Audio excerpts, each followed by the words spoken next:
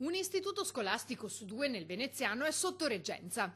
La situazione è pressoché unica nella nostra regione e secondo la CGIL il principale indiziato è il MIUR, che avrebbe ritardato senza motivo il concorso per i nuovi dirigenti. Un allarme, purtroppo non da adesso, è ormai da qualche anno e la situazione sembra ancora lontana da risolversi e probabilmente e sicuramente non entro quest'anno scolastico, visto che il MIUR ha ritardato a fare il concorso per i dirigenti scolastici.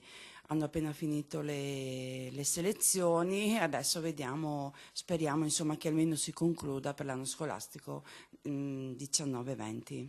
Tutti i dirigenti in ruolo ormai alle porte, dunque nel prossimo anno scolastico si troveranno a doverne gestire anche un secondo. Si va incontro a un malstare proprio dentro la scuola, nel senso che i dirigenti scolastici sono costretti con le reggenze a fare un lavoro, posso dirlo, disumano, sì, veramente, perché addirittura quest'anno abbiamo visto i nominativi arrivano non solo da fuori comune, ma anche da fuori provincia e questa cosa è assurda, cioè li mettono in una condizione dove la didattica verrà messa a dura prova.